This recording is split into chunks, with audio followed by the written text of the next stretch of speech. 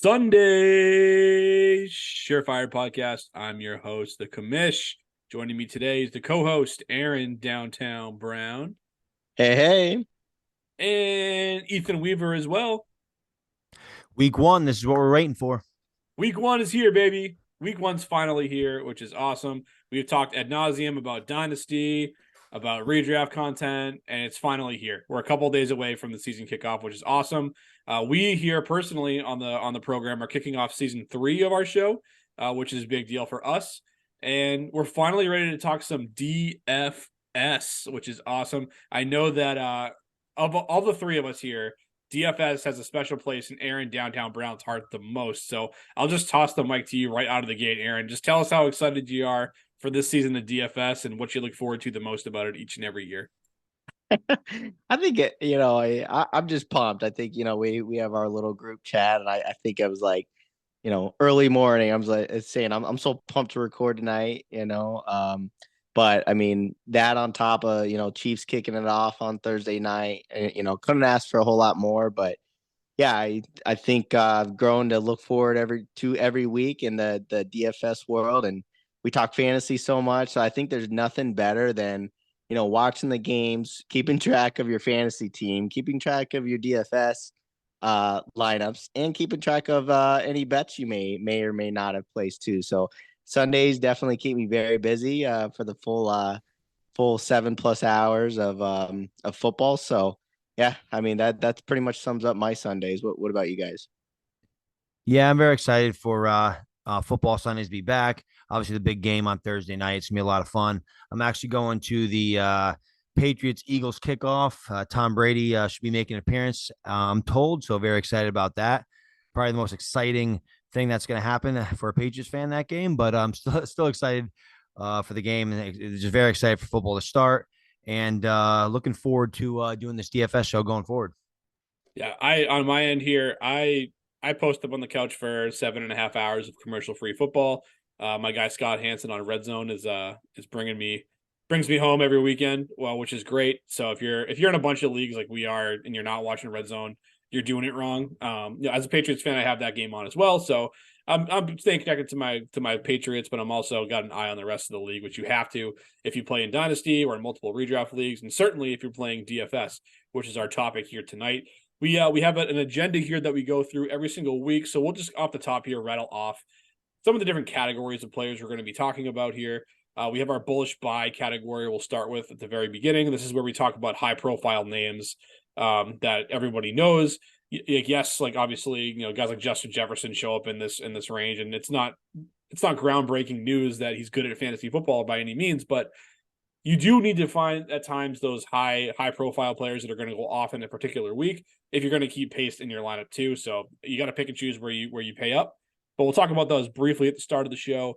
We'll run into the defenses. We don't skimp on those positions around here, at least not always. So we'll each touch on a defense that we want to play this week, and then we go to our pick six category, which is where we kind of get into the nitty gritty of the guys that are undervalued, players that are usually under $5,500 or so, maybe a little bit more than that if you have a quarterback that you want to talk about each week. These are the guys that you're sneaking into your tournament lineups or just filling out the bottom end of your benches, or your last couple spots in your lineup with those cheaper options. And then we talk about in under the lights category, which is where we pick one of the high profile primetime games, usually the best one on the slate for fantasy purposes. We try to choose. So stay tuned. You'll see who we talked about there. We'll talk about the game a little bit, how we think it's going to go, the over-unders, the spreads, things like that. And then we'll give you our captains lineups for who we think is a good person to do like a one-game DFS captain play. Essentially how that works for those who are unfamiliar is you pick a captain and that person costs 1.5 times as much as they normally would to get into your lineup. But the trade-off for that is they give you 1.5 times the points that you would normally get for having that player in your lineup. So it's just a nice little bonus way of getting some more players into your lineup, and it adds a new element of how you build your lineup. Do you want to pay for an expensive guy to get him in there, or do you want to kind of go the cheap route and then fill other spots in your starting lineup with players that are more high profile. So there's a lot of moving parts with DFS each week. So that's those are kind of our category by category breakdown. We'll get into all those, and we'll wrap up with a hot take from each of us on the panel here. So that's how we set the table for week 1 of DFS. We're going right into bullish buys here. Again, high profile players that you are paying the money for in week 1. Aaron, I know you've been waiting like a little kid on Christmas for week 1. So tell me, who is your first bullish buy of the 2023 season? Oh man, so suspenseful here. I wish it was a little more exciting, but I'm gonna go with a household name. I'm gonna pay up in price, the guy that everybody should know by now, and apologize for being slightly boring, but I'm going Justin Jefferson, 8,800 as my bullish buy, who I'm very confident in. I mean, he's the top wide receiver price point of the week. I still like it. I'm willing to pay up, as I said. We got a 45.5 point over under against the Bucks with Minnesota favored. As we talked about over the last year, Minnesota has kind of gravitated to be more pass happy team, and kind of lining up against Tampa Bay to start off the season. One thing that has not changed with Tampa Bay is how stout their run game has been, right? So I think their pass heavy offense will be even more pass heavy, considering that defense led on the defensive line led by Vita Vey. So I think that's just I think that combination has just got Justin Jefferson targets written all over it. Definitely, I don't think the question is if he's going to score 1 touchdown, it's how many touchdowns he's going to score. So I'm going Justin Jefferson as my bullish buy in week 1 to kick off this season. No, like I said, sometimes we talk about how Justin Jefferson is good at football around here, and it took us all of about 8 seconds to dive into that. So I don't think anyone's going to fight you for putting Justin Jefferson in their lineup ever. So if that's who you're paying up for, all good. Ethan, let's go to you. If you have any comments on Jefferson, throw them out there. But if not, just go ahead and let me know who you're paying up for this week. Yeah, not much more to say about Jefferson. I guess my only concern with paying up for Jefferson would just be the game itself. I don't think Tampa Bay is going to be very good. So if the Minnesota Vikings get up, they may dial back the pass attempts. But Justin Jefferson's still probably going to ball. But I'm going to stick with the receiver position as well. And my bullish buy is going to be Tyreek Hill. And this just stems from, I just think Tyreek Hill is, I mean, he's a big play waiting to happen. I love the game with Miami and the LA Chargers. The over under is 51 points. So I think there's going to be a lot of points scored in this game. And I like to attack high scoring matchups in my DFS lineup. And I just think Tyreek Hill is poised for another big year. He's the number 1 option in that offense. I know Jalen Waddle's nasty too, but Tyreek Hill, he's just he's a game wrecker, and I think he's gonna have a big day against the Chargers. So we do not in advance talk. We talk about the show itself, but we don't necessarily talk about who we're going to pick in our lineups. And so sometimes we get agreements here that kind of come out of nowhere, which is fun. And it took us 1 segment for that to happen. So naturally, I'm also going with Tyreek Hill as my bullish buy for this week. At the LA Chargers, the cost is 8,200 to get him into your lineup this week for the same reasons Ethan mentioned. Really, I want pieces of that game. The over under is the second highest one on the slate this week, so there's likely going to be a lot of points scored, which is great for fantasy purposes. Hill has talked openly about wanting to go for 2,000 yards this season, and I think he's going to get off to a hot start right out of the gate here and just kind of blow up from week 1 here. Aaron, I guess I'll let you close the category here, man. Any thoughts on Tyreek Hill and or on us agreeing right out of the gate? Guys, I love how this season is starting off. As you just alluded to, this is hilarious. I was actually debating who I wanted to call out. You're gonna wonder how I'm making my lineup later on, but I'm gonna call out a little quick thing. I actually have Tyreek Hill in my lineup too. I chose to call out Jefferson, but it's hilarious because I got Jefferson and Hill both that I fit in my lineup. So we actually all 3 have Tyreek Hill this week. Love that. Nothing like consensus on the program out of the gate. Yeah.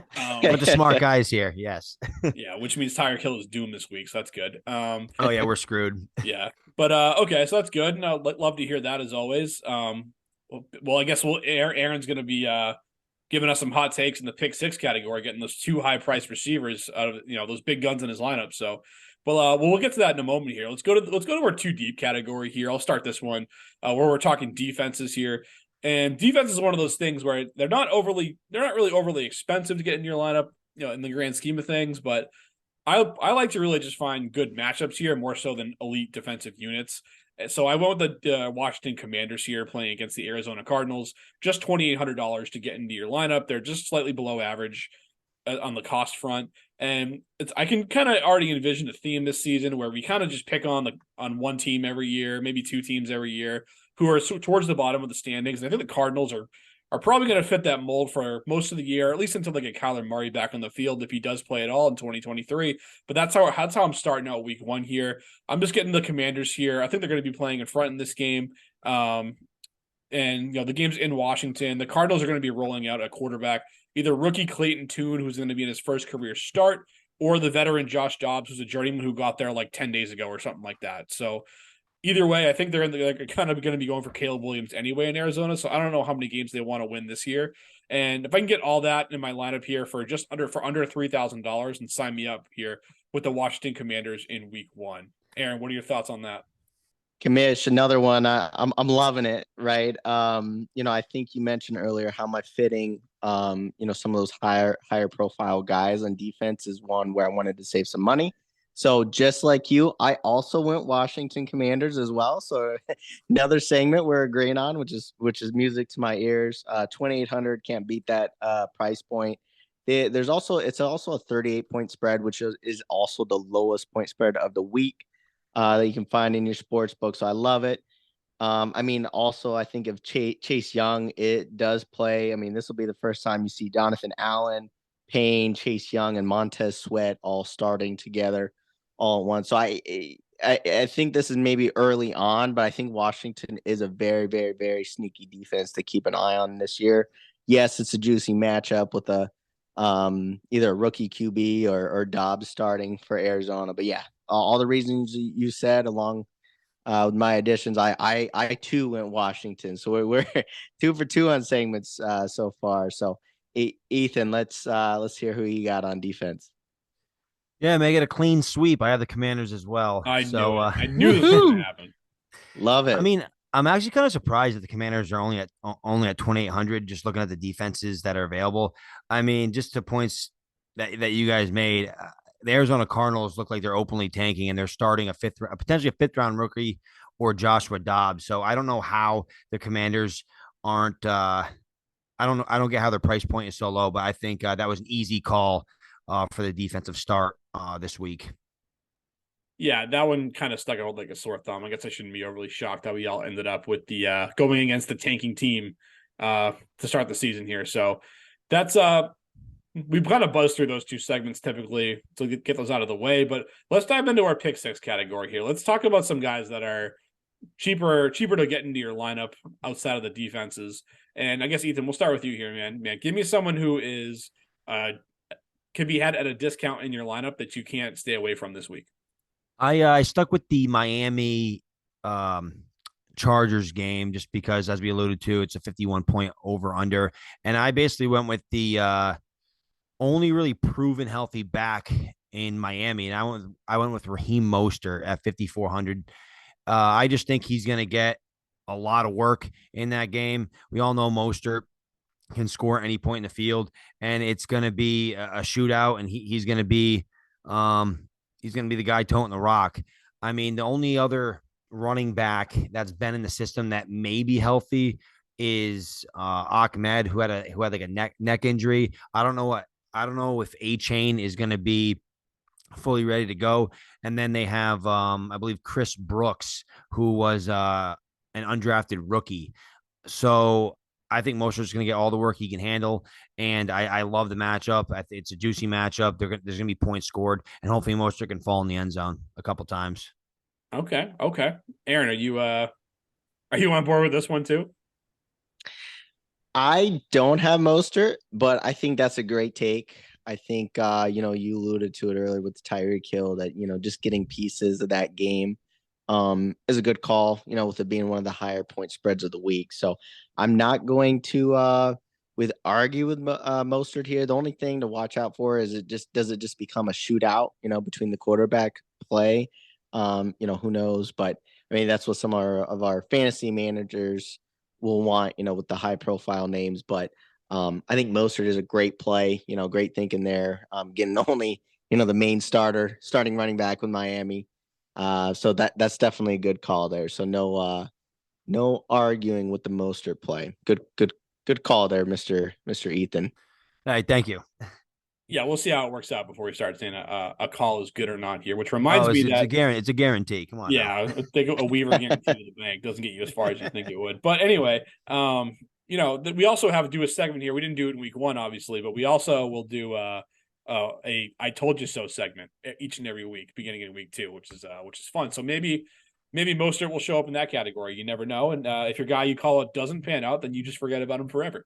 So let's go to a guy here that's not really known at this point here. I'm going back to this Washington-Arizona game. Despite the over-under being pretty low here, I'm going to cheap out at quarterback here, and I'm going to go with Sam Howell, at just $4,900. So I'm starting the season going cheap at quarterback, and if you can get a quarterback for under $5,000, it really just enables you to do a lot of other things in your lineup.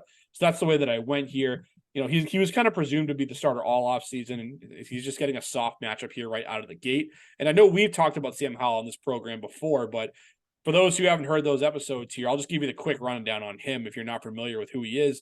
He was a highly touted quarterback coming out after his sophomore season. He lost a number of skill players to the NFL prior to his junior season.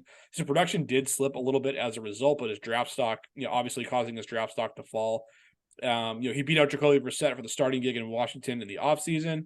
And he has Konami code upside. He rushed for 800 yards and 11 touchdowns in his final season in college. He also did start week 18 last season. Maybe you were out of it, post fantasy season. You didn't really pay attention to week 18 prior to the playoffs, but he got on the field and started for Washington, and he actually ran 5 times for 35 yards and a touchdown, scored 20 points in that game, which was great. So whenever you can get a starting lineup in your starting QB in your lineup for less than $5,000, I'm all about it for the reasons that I mentioned here. Yes, I mean, I think the Commanders are going to win this game, but I can see a scenario where Hal, he gets in the end zone early with his legs and maybe throws 1 or 2 to Jahan Dotson as well. And for $4,900, you don't need him to score 25, 30 points. You just need to get him to get into the high teens or maybe the low 20s to feel good about his performance. And if he gives you that rushing upside to get there, I'm as willing to pay up to see if he can give me that this week here. Ethan, what are your thoughts on that? I like the call. I think, as you said, whenever you can get a quarterback that cheap in your lineup, it allows you to do good things in your other positions at running back or receiver, even upgrade your flex a decent amount, especially if you're saving thousands at the quarterback position.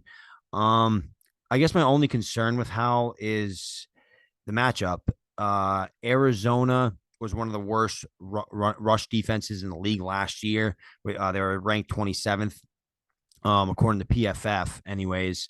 And I know, obviously Hal is a young quarterback. I think they're going to lean on the run game, and I don't think Arizona is going to put up a lot of points with Dobbs and Clayton Tune. So I think if the Commanders do get up, they can kind of pound the rock and milk the clock a little bit here. This is actually why I put Gibson in my lineup, because I think with a young quarterback like Howell, I think he's going to rely on his check down with Gibson out of the backfield. And I think Gibson's going to get a decent amount of work on the ground. So I guess it's all dependent on how that game kind of plays out. If the Commanders get up, I can definitely see Howell not really throwing the ball as much as we'd like to see. And he may struggle to get to the high teens and low 20s, but obviously Howell has some rushing upside. So we'll see what happens. But I just don't think Arizona is going to put up much of a fight offensively to force the Commanders to kind of chuck the rock. Yeah, I'll try to be the tiebreaker here. And Commish, it's funny. I did have Howell in my lineup for quite a while. My first initial lineup, and then I did make some changes to it when I started to try to stat how I think these guys are going to turn out. And I did end up making a QB change. But so just to let you know, I was going the Howell direction. And then I did think about some of those points that Ethan was mentioning is how it'll be interesting. They're actually a minus 300 favored this week. So it's to Ethan's point, once they're up, will they just kind of turn it into a boring game where they just, run more? But it'd be interesting how they get up and if Hal can make some nice plays early on. I think that's a good take. But I actually paid a little bit more for a guy that I've called out before, but he's still gonna fit in my pick six category here. And I'm going with Derek Carr, 5,300 Saints and Titans game. Definitely wanted to get Carr when I started kind of putting it together. Tennessee is actually, another team, similar approach I made with my Jefferson take where they're actually pretty stout against the run as well. They were fourth last year against the run, got some strong guys up front. But the cool thing is last year they were 29th against QBs, so in fantasy. So Tennessee does give up a lot of points through the air. And Derek Carr, as we know, he has lost one of his best weapons with Kamara for the first 3 games of the year. So I think Derek Carr being the new guy in town is going to show him kind of, try to take over in week 1 and kind of show him why they traded for him. And I do envision a 2 touchdown game with the floor of about 18 to 20 point floor. So I think that's with 2 touchdowns and 200 plus yards. So I do think that Carr starts off the gates pretty strong. So I went with Carr as my first pick six. Also a QB. Derek Carr, you're sticking true to your underrated players from our segment where we talked about that. That's right. Yeah, Aaron's been on Derek Carr all off season, so he's sticking to his guns here on this one. So that's fun.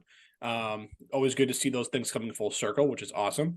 I guess Ethan, we'll kick it back to you, my man. Who else are you bullish on here that it's pretty cheap at the moment? Right now, I went with the tight end position. I'm going with Tyler Higbee. And Tyler Higbee has a cost of only $4,800. And I just think he may be the only legitimate show in town for the Rams. They're going against Seattle, and I think Seattle's going to put up some points on them. And I think the Rams are going to have to throw the football. And right now, just looking at their depth chart, I don't think Kupp is going to play. So you're looking at Van Jefferson, Tutu Atwell, Puka Nakua, and then obviously we have Tyler Higbee. And we all know Matt Stafford loves Tyler Higbee. In full point PPR last year, he was tight end 6. Even that was obviously without Stafford. But when Stafford was on the field, he basically hyper targeted Kupp and Higbee. And I just think there's not a lot of options in that offense other than Higbee. And I think he's going to get peppered. And the Seattle Seahawks are also the 31st ranked team against the tight end position. So I envision a big day for Tyler Higbee. Aaron, are you getting Higgy with it this week? Getting Higgy with it. What's funny? As soon as I heard Cooper Kupp was hurt, I kind of ran to my daily fantasy lineup just to check the price on Higbee.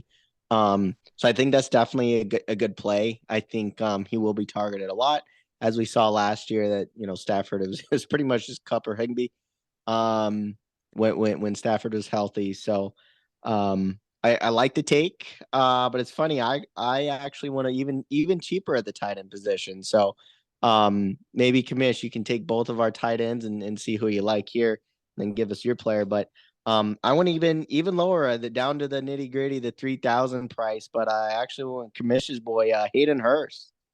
So all right. There we go. Got some Hayden Hurst action early on as well.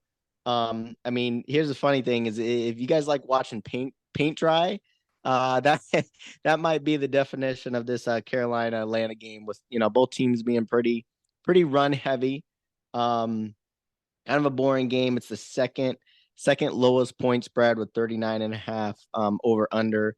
But one thing I like about those heavy running games is you do see a lot more checkdowns to the tight ends running backs, and I do think it may have Hurst written all over it to get a sneaky 50 to 70 yard game with maybe a red zone target, hopefully a red zone touchdown. So I actually went with Hayden Hurst for week 1, where he's been, caught in interviews saying how excited he is to be highlighted in this offense, to kind of show him to be that tight end 1 over there in Carolina with a new rookie quarterback. So I think the stars are lined up for Hurst, as you've been saying all off season, Kamish. So I went with Hurst as my tight end as well. Well, it's always nice when you're paying attention to what the host is saying over here. So that's good. Yeah, I mean, if for dirt cheap, if you want a guy who can hopefully get a rookie quarterback to latch onto as a security blanket, then I can see it here. Especially when you went, I know when your lineup you went the 2 big guys in Jefferson and Hill right off the top, so you kind of have to do that in certain spots. And tight end's a good place to at least try to find a touchdown somewhere. So I definitely understand where you're coming from on that point for sure. Ethan, any thoughts on Hurst before I kind of close the category with my last pick 6 player? I think Hurst is a good call, especially with the injuries in Carolina. I know Chark has the hamstring. He's aiming to play week 1. Terrace Marshall, I believe he hurt his back and he was progressing. He was trying to rehab that. So I don't know what his status is for week 1 or if he's going to be fully healthy. But if that's the case, I mean, you're looking at Hayden Hurst, Adam Thielen. And if that's the case, I think Hurst is going to get a decent amount of targets. A lot of young quarterbacks, rookie quarterbacks, they tend to target those obviously shallow routes. So the tight end tends to get an uptick in targets. So I definitely like the Hayden Hurst call. And I definitely think it aligns with obviously what the commish projected for Hayden Hurst this year. So that's a good deep dive at the tight end position. Nice full circle moment as well, bringing it back to a guy that we talked about a few times this offseason. Those are always fun when we can do that. I'm going with I know Hurst is attached to a rookie quarterback. I'm not going with obviously not another quarterback here after I called out Sam Howell, but I'm going to go to a rookie wide receiver here. It's Jordan Addison playing at home against Tampa Bay, just $5,100 to get him into your lineup. And I actually think this game's going to be a little bit more higher scoring than some people might think. Obviously, the Vikings are a pass happy team. They're number 3 in the league in pass attempts a season ago. And you also look at the Bucs. I mean, they're like, yeah, sure. Does Baker Mayfield strike fear in your heart? No, of course not. But if they fall behind in the game, I do think they have the weaponry outside of Baker to at least stay in the game a little bit here, putting up some points, between Mike Evans and Chris Godwin, Rashad White out of the backfield. Then, I think they can actually keep this game a little more competitive and higher scoring than we might think. The over-under is 45.5, which is actually higher than most of the other games on the slate. So I'm going with Jordan Addison in his first start. Obviously he was the first round pick of the Vikings in the 2023 NFL draft, and he's stepping into that Adam Thielen role with him moving over to Carolina. So I think he's just really going to be in line to compete for targets with Hawkinson behind Justin Jefferson for the number 2 in this pass happy attack. Hawkinson, of course, just got the bag in free agency, or not in free agency, from the team last week with a big new contract. But he is dealing with a lower back issue at the moment, and it's a long season, as we know. So I can see the team, even if he's active this week, I could see him kind of shifting a little bit more of that burden over to Jordan Addison here, and I think he becomes a guy that you want in your lineup here. And also because I think he's going to be the most productive rookie wideout this season. And I think he's going to get things going right from the jump here. So give me Jordan Addison here, $5,100, and either one of you, I guess, can comment on this here to close up the category. What are your thoughts on the rookie head going up against the Bucs in week 1? I think Addison here is, I think with week 1, it's somewhat scary to play rookies in DFS, but I think if he got enough, writing on the wall where we think they're the solidified, getting the solidified snaps coming out the gates, it's good play. I mean, I'm going to say, I guess, just play a little devil's advocate is, KJ Osborne slightly worries me a little bit early on in the season. Do I think it's Addison's job in the long run? Yes. But I'd be slightly hesitant with Addison, but I think you did, allude to in that game. I mean, Minnesota's, not the best defense either in the passing game. I think they were 31st, against wide receivers. I think with Evans and Godwin, I think, as you said, Tampa Bay could keep it a little interesting. So I do like the idea of that of Minnesota to continue passing the ball. So definitely that's like I said, the part of the reason why I got Jefferson in my lineup is that game script.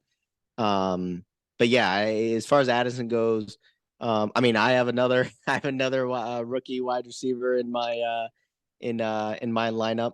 So it's tough for me to give you crap about that, but Which one is it? Tell us. All right, I guess this is week one to give a little special gift, but I got Zay Flowers against Houston in my house. So I'm doing the same thing. He's just a little bit cheaper at 4,000. I think it's a little bit cheaper price to pay for a rookie, but so I got Zay, but I can't I'm not gonna harp on you too much over the game script because I do think they're gonna keep passing the ball all game long, as you said. Ethan, Yeah, speed it round. Speed round. Zay Flowers or Jordan Addison this week. Who you got? I'd probably go with Zay Flowers just for the simple fact. I know it's not the end all be all, but the unofficial depth chart for the Vikings just they came out and they have Osborne in front of Addison. That doesn't mean obviously Addison's not going to get a decent amount of snaps, but to Aaron's point, I do think KJ Osborne is going to get a decent crack at it in week one, considering Addison is a rookie. And KJ Osborne was pretty decent last year, and I think he's going to get an opportunity. So based on kind of what we're hearing with Zay Flowers out of camp, I think Zay Flowers is locked and loaded to be potentially their wide receiver one, even obviously as early as week one. So I'd probably go Zay Flowers just because it's always tough week one with rookies, and Addison not being potentially not even the number two on his team in week one could be a little concerning. I can't wait for Jordan Addison to show up in the Told You So segment next week. That's going to be so Oh, fun. I love it. That's gonna be fun to see who we got a little rivalry going there. We will see Probably how KJ Osborne. Yeah, probably. But we'll see how that one unfolds here. But that wraps up our regular slate of games here that we wanted to touch on. So we're going to move to our under the lights matchup that we teased earlier, and we're going to go with the season opener here. I think it's just an easy one to target here. It's the Lions visiting the Kansas City Chiefs, who, as we know, are dropping a banner at Arrowhead this week on this Thursday night, which Aaron's very excited about as our Chiefs fan in the room. Kansas City's opened up as a 6.5-point favorite, and the over under for the game right now is at a whopping 53.5 points, making it the highest of any week one game this for week one. And we'll give you our thoughts on the game quickly here, and then we'll kind of move on to who we're putting in our captain slot for those kind of one-off one game plays here for DFS purposes. But Aaron, it's your team. They're hanging a banner, like I said. So just give me your thoughts on where how do you think the game's going to go, and how many points you think the Chiefs are going to win by. That's funny. I mean, it's funny. The spreads are jump around a little bit. I mean, we did hear the news with Travis Kelce may not play. Most likely may not with the hyperextended knee.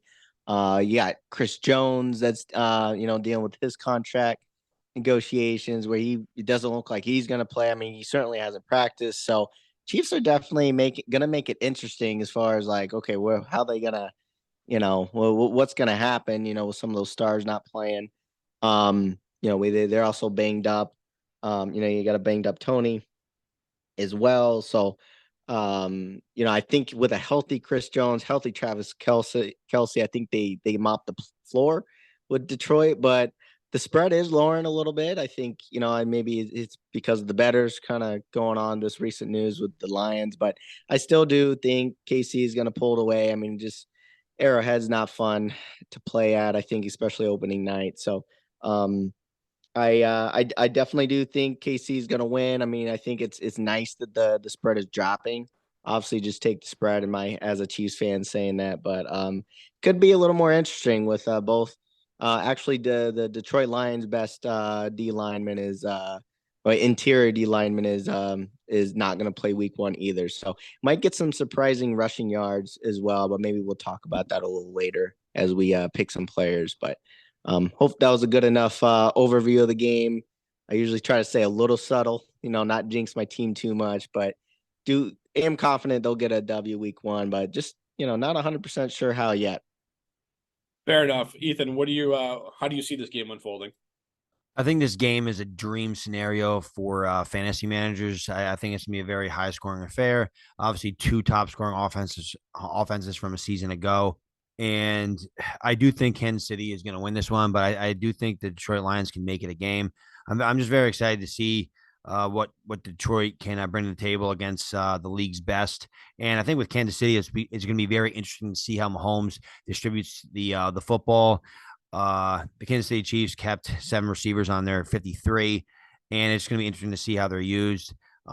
Sky Moore, Rushy Rice, even Richie James. I think MVS has his role solidified, but he's not really too much of a fantasy staple. But it'll be fun to watch. I'm very excited. I think it's a great way to start the 2023 NFL season. Yeah, it's going to be a fun one for fantasy purposes. It should be high scoring, which the bettors also like as well. These banner drop games, when they take place in the team's home stadium, it's obviously an electric atmosphere. Aaron's going to see it now for the second time in his lifetime. Ethan and I have seen it a bunch of times for the Patriots, and those teams usually do really well in those spots. Those home The teams. good old days. Yeah, man, I don't want to talk about. I already missed the good old days. We're going to see Brady on the field and be reminded of how good it was. Then Mac Jones is going to go out there and go 3 and out to start the game. Yeah, like I said, that'll be the best part of the game, just to see Tom Brady, and then we get to see Mac Jones do his thing. Unfortunately, yeah, you're going to be in the building in all likelihood. You're probably going to hear someone with a thick Massachusetts accent being like, "Yeah, they ought to put Brady in here. They'll come back in the fourth quarter." Something. It's a guarantee. Yeah. We're the most educated state in the country, but we sound like a bunch of idiots over here in Massachusetts. Anyway, that's a discussion for another time, I suppose. But I think it's going to be a high scoring affair. Those teams do pretty well, those home teams. So I think Kansas City's a good bet. Even if you just want to take them on the money line as part of a parlay on the weekend, I think they're a safe bet there as well. As the 6.5 would indicate, Travis Kelce or no Travis Kelce, I think they're going to pull out a win here as well. But from a high scoring affair, it's good for fantasy because there's a lot of guys that you can get into your lineups and who can produce. And for my captain here, I'm going to go with Jamar Gibbs. It's one of the more higher end captains on the week. It costs you $12,300 to get him into your lineup. So I guess I just kind of have rookie fever today between him and Addison and Howell, who's a young player in his own right. But like I said, high scoring affair here in Arrowhead this week. The flow of the game, I think, is going to lead itself to the Lions playing from behind somewhat here, and I think that kind of plays into what Gibbs does really well on the field, and that's catch passes. Did that really well coming out of Alabama. And looking at the rest of the Lions depth chart, I mean, outside of St. Brown, who we know is great, the Lions are pretty thin at wide receiver with Jameson Williams being suspended for this matchup. So I think it's a good bet that more targets than normal could filter out Gibbs' way and just kind of eat up there in those PPR formats, which is great. Detroit obviously invested a lot in Gibbs. They moved up to take him at number 12 in the draft. So they obviously have plans for using him in many different ways. I'm looking forward to see how offensive coordinator Ben Johnson decides to utilize Gibbs. And I think he's gonna get off to a hot start here, what should be a track meet out in Kansas City. So, which one of you wants to give your captain next year? What do you guys think? I'll touch on Gibbs a little bit first before I unveil my captain. I do like the call. I think Gibbs definitely has a chance to be utilized heavily in this game. I guess going back to the rookie issue, I guess is like how much are they going to lean on the rookie? We all know I'm very high on David Montgomery. I do think David Montgomery is a very capable pass catcher, and obviously he's a veteran in the league. He's been there before, and I think he's going to have a big role in this offense.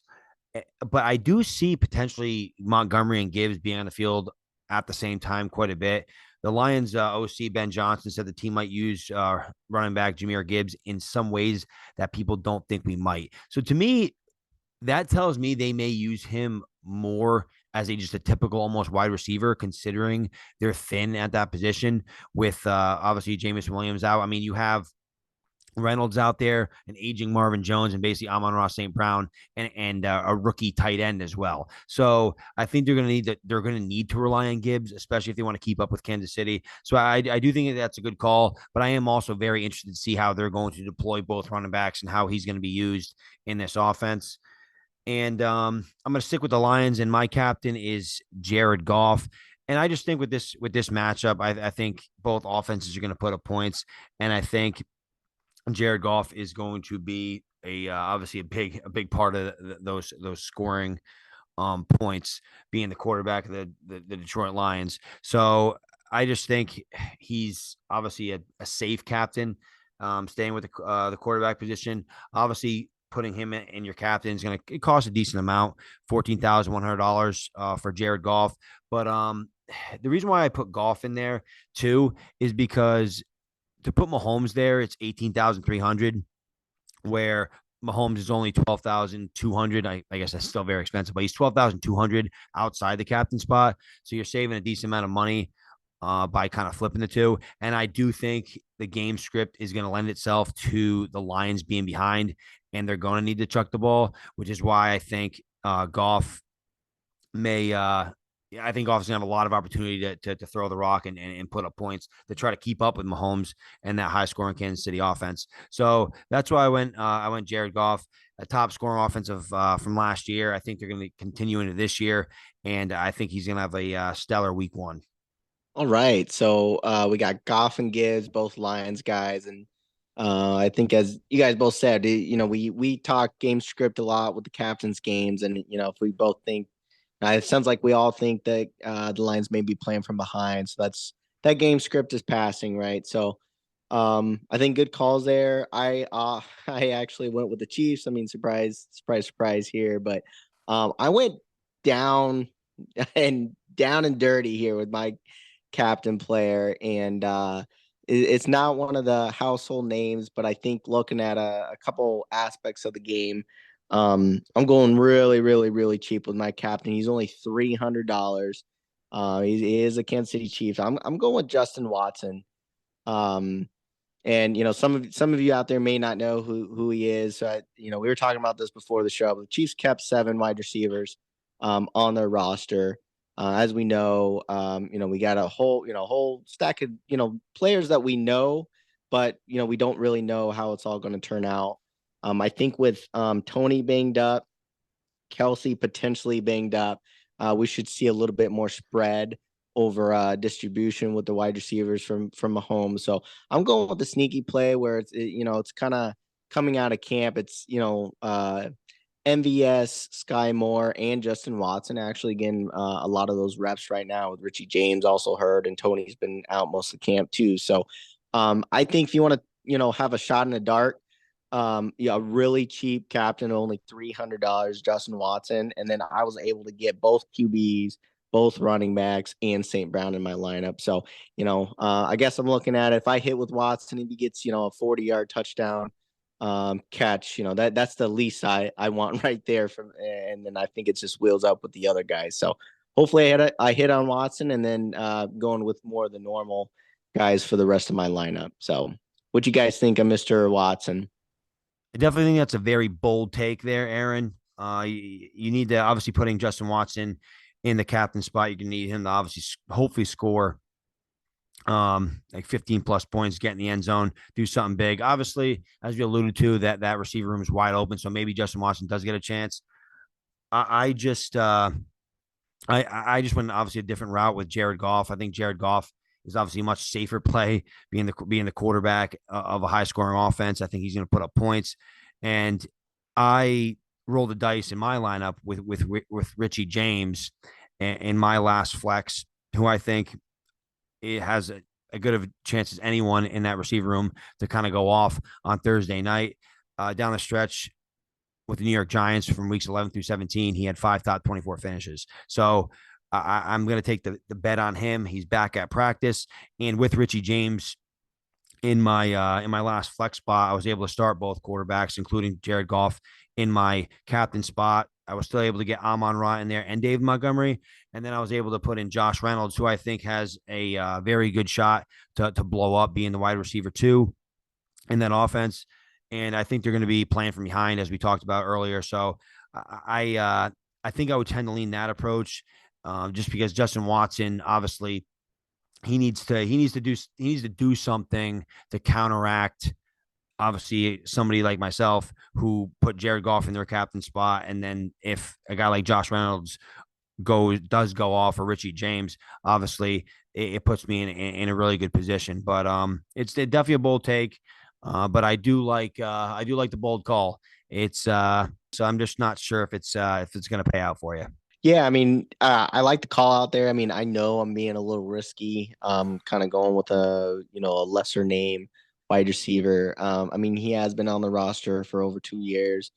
They do love him. I mean, it was Mahomes' first touchdown of the preseason, and he threw to Watson too. So I think it's one guy that I'm probably not going to stream that much this year, but I think just it's lining up for week one where I'm with the Chiefs that can hit you from anyone. I mean, with sometimes a fullback or the third string tight end might have just as a chance to score as their first string guys. I wanted to have a shot in the dark with Watson, with actually Richie James coming off a knee injury too, and same with Tony. They may throw a couple familiar faces in with Mahomes a little bit with week 1. So that was kind of my thinking there. Naturally, we waited for months and months and months and months for DFS to come back, and Aaron Downtown Brown comes out of the gate with a heater of a hot take.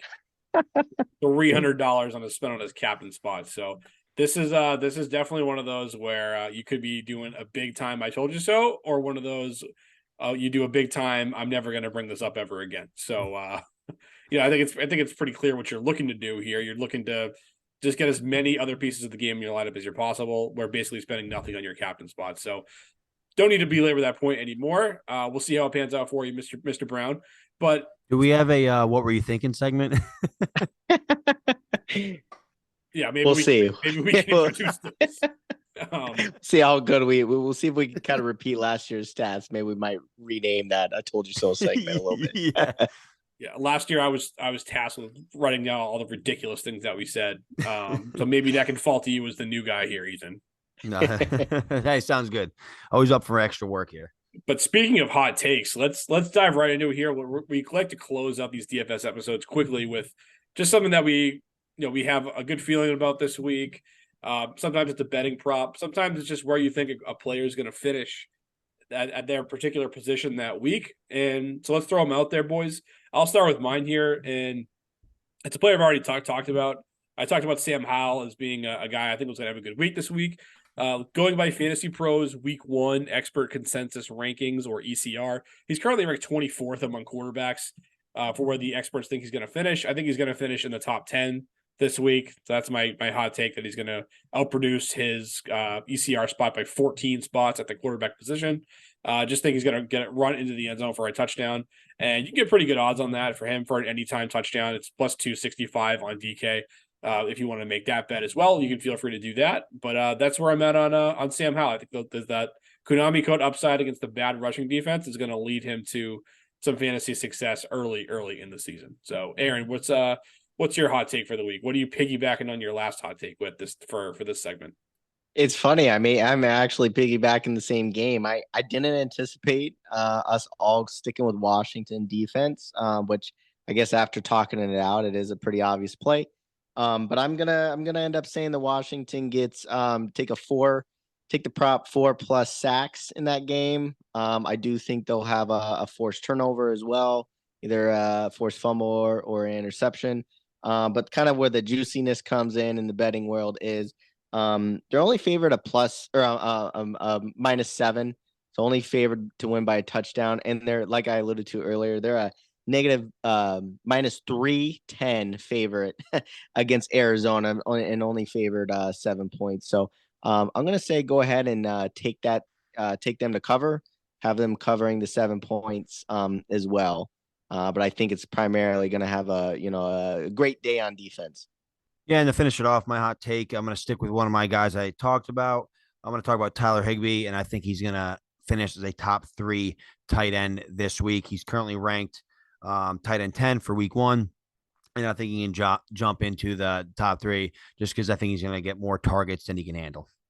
Okay, there you have it, folks. Some hot takes here to close out our first DFS episode of the season.